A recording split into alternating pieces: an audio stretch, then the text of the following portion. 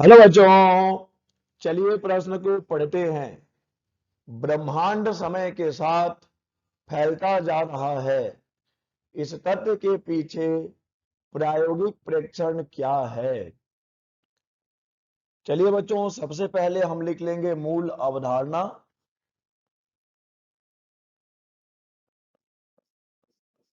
मूल अवधारणा जिस पर कि यह प्रश्न आधारित है। बच्चों, यह प्रश्न आधारित है डॉपलर प्रभाव पर। डॉपलर प्रभाव, ध्वनि तरंगों में भी डॉपलर प्रभाव देखने को मिलता है। प्रकाश तरंगों में भी डॉपलर प्रभाव देखने को मिलता है। बच्चों, यहां हम बात करेंगे प्रकाश में डॉपलर प्रभाव की, और उसके बाद हम इस प्रश्न का उत्तर करेंगे। तो चलिए बच्चों, पहले समझते हैं डॉपलर प्रभाव।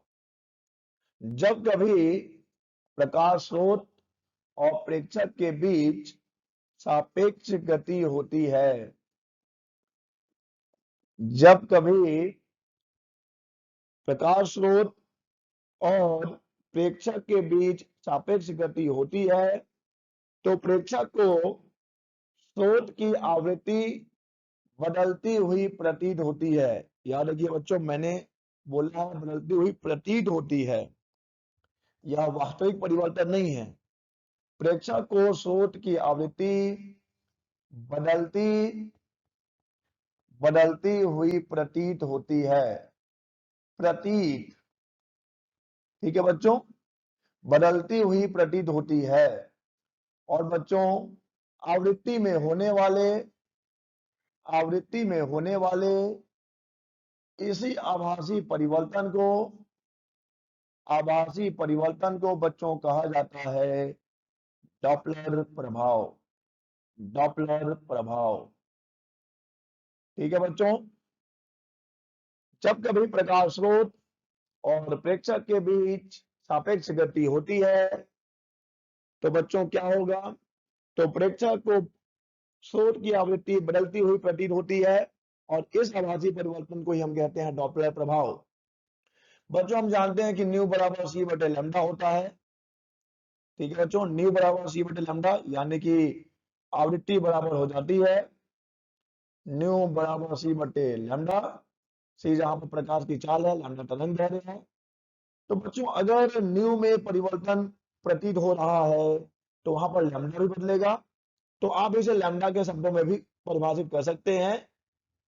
ठीक है बच्चों, कि जब कभी स्रोत और प्रेक्षक के बीच सापेक्ष गति होती है, तो आवृत्ति या फिर तरंग दैर्घ्य में जो आभासी परिवर्तन होता है, दोनों ही हम लिख सकते हैं बच्चों। तरंग दैर्घ्य, तरंग दैर्घ्य भी लिखा जा सकता है, क्योंकि जब आवृत्ति बदलेगी, आवृत्ति में जब परिवर्तन का आभास होगा, जब आवृत्ति बदलेगी बच्चों को तरंग दैर्घ्य भी बदलेगा। ठीक है बच्चों। और बच्चों, जब तरंग दैर्घ्य में परिवर्तन होगा, तो मान लेते हैं कि हमारा जो स्रोत है वो लैम्डा तरंग दैर्घ्य के प्रकाश उत्सर्जित कर रहा है, लेकिन हमारे प्रेक्षक तक लैम्डा डैश पहुंच रहा है, यानी हमारे प्रेक्षक को लग रहा है कि यह लैम्डा डैश तरंग दैर्घ्य का प्रकाश आ रहा है। बच्चों, तो इसे हम कहते हैं वास्तविक तरंग दैर्घ्य, जो कि प्रकाश स्रोत ने उत्सर्जित किया है, और हमारे प्रेक्षक तक जो पहुंच रहा है बच्चों, उसे हम कहते हैं आभासी तरंग दैर्घ्य। और बच्चों, इन दोनों के अंतर को ही कहा जाता है डॉपलर विस्थापन। डॉपलर विस्थापन, ठीक है बच्चों। तो डेल लैम्डा बराबर हो जाता है लैम्डा माइनस लैम्डा डैश। बच्चों, अब यहाँ पर दो स्थितियां हैं। यहाँ पर दो स्थितियां हैं। हो सकता है हमारा स्रोत प्रेक्षक से, ये नन्ना मुन्ना सा हमारा प्रेक्षक, हाथ पांव बना लीजिए, दूर जा रहा हो। ठीक है बच्चों। या हो सकता है कि हमारा जो प्रकाश स्रोत है वो प्रेक्षक की ओर आ रहा हो। ठीक है बच्चों, दोनों ही स्थितियां हैं। देखिए बच्चों, जब जब प्रकाश स्रोत प्रेक्षक से दूर जा रहा होता है, तो तरंग दैर्घ्य में बच्चों वृद्धि होती है। लैम्डा में क्या होगा बच्चों? लैम्डा जो है बच्चों, मैंने पहले ही स्पष्ट कर दिया है कि यह एक आभासी परिवर्तन है, ऐसा प्रेक्षक को लगेगा। ठीक है बच्चों। तो जब प्रकाश स्रोत दूर जा रहा होता है, तो तरंग दैर्ध्य में वृद्धि होती है, तरंग दैर्ध्य बढ़ रही होती है।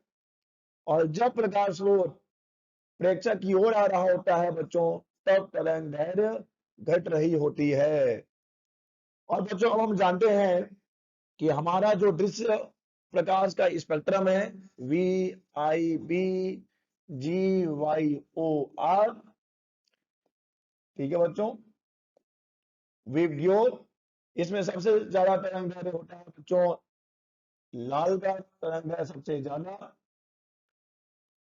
और बैंगनी का तरंग दैर्ध्य होता है बच्चों सबसे कम। तो जब हमने कहा है कि प्रकाश स्रोत प्रेक्षक से दूर जा रहा है, यानी कि तरंग दैर्ध्य बढ़ रहा है, यानी बच्चों इसमें क्या होगा कि स्पेक्ट्रम किधर की ओर विस्थापित होगा बच्चों, लाल रंग की ओर विस्थापित होगा। इसे ही कहा जाता है बच्चों रेड शिफ्ट, या कहिए लाल विस्थापन, लाल विस्थापन। ठीक है बच्चों, यहाँ पर तरंग दैर्ध्य किधर की ओर विस्थापित हो रहा है, लाल रंग की ओर विस्थापित हो रहा है।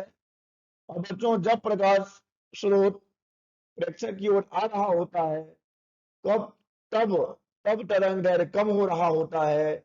इस स्थिति में बच्चों हम कहते हैं नीला विस्थापन, नीला विस्थापन, नीला विस्थापन। ठीक है बच्चों, तो दो स्थितियां हमने पढ़ ली हैं। डॉपलर जो विस्थापन है दो प्रकार का हो सकता है, एक लाल विस्थापन और एक नीला विस्थापन। जब प्रकाश स्रोत दूर जा रहा है तो लाल विस्थापन देखने को मिलेगा, और जब प्रकाश स्रोत प्रेक्षक की ओर आ रहा है बच्चों, तब नीला विस्थापन देखने को मिलेगा। इसे आप इस चित्र की सहायता से समझ सकते हैं। ठीक है बच्चों, red shift and blue shift, इसे ही हम इंग्लिश में कहते हैं लाल शिफ्ट और नीला शिफ्ट। विस्थापन शिफ्ट के लिए आप शब्द उपयोग में लाएंगे विस्थापन। अब देखिए बच्चों, अब तो हम पूरी चीज समझ गए हैं कि डॉपलर प्रभाव क्या है, डॉपलर विस्थापन क्या है। डॉपलर विस्थापन दो प्रकार का होता है, लाल विस्थापन, नीला विस्थापन। जब दूर जा रहा होगा तो लाल विस्थापन, जब पास आ रहा है तो नीला विस्थापन। अब देखिए बच्चों, जब सबसे पहले हम बात कर लेते हैं सर एडविन हब्बल की, एडविन हब्बल। ठीक है बच्चों, नाम याद रखिए, एडविन हब्बल। बच्चों एडविन हब्बल ने जब गैलेक्सियों को दूरदर्शी की सहायता से देखा था, तब बच्चों उन्होंने ये पाया था कि सभी गैलेक्सियां जो हैं बच्चों, या फिर सभी गैलेक्सियों से आने वाले प्रकाश के स्पेक्ट्रमों में जो रेखाएं हैं बच्चों, लाल सिरे की ओर विस्थापित होती हैं। इसका अर्थ समझ रहे हैं बच्चों आप? मैं लिख दूं, जो स्टेटमेंट मैंने दिया है वो मैं लिख दूं। सभी गैलेक्सियों, सभी गैलेक्सियों से आने वाले, आने वाले प्रकाश, आने वाले प्रकाश के स्पेक्ट्रमों, स्पेक्ट्रमों में रेखाएं, रेखाएं लाल सिरे की ओर, सिरे की ओर विस्थापित, विस्थापित होती हैं, लाल सिरे की ओर विस्थापित होती हैं। बच्चों मतलब वे क्या दिखा रही हैं? वे दिखा रही हैं लाल विस्थापन, लाल विस्थापन। ठीक है बच्चों, लाल विस्थापन। और बच्चों अभी हमने पढ़ा कि यह तब होता है जब स्रोत प्रेक्षक से दूर जा रहा होता है। देखिए बच्चों, चित्र की सहायता से समझिए, जब गैलेक्सी आपसे दूर आ रही होगी तो तरंग दैर्ध्य बढ़ता हुआ प्रतीत होगा, यानी इस समय आपको लाल विस्थापन देखने को मिलेगा। और जब गैलेक्सी आकाशगंगा आपकी तरफ आ रही होगी तब तरंग दैर्ध्य घटता हुआ प्रतीत होगा, इस समय नीला विस्थापन होगा। लेकिन बच्चों जब हम गैलेक्सियों को देखते हैं दूरदर्शी की सहायता से, तो बच्चों सभी गैलेक्सियां क्या दिखाती हैं? लाल विस्थापन दिखाती हैं। क्योंकि उनसे आने वाले प्रकाश के स्पेक्ट्रमों में रेखाएं किधर विस्थापित होती है बच्चों? लाल सिरे की ओर विस्थापित होती हैं। अतः बच्चों हम कह सकते हैं, इसका अर्थ क्या हुआ बच्चों? इसका अर्थ है कि इसका अर्थ है कि गैलेक्सियां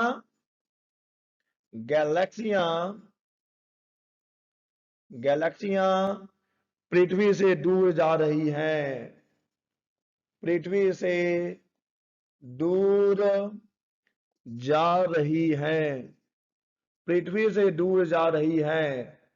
अतः बच्चों क्या हो रहा है? अर्थात ब्रह्मांड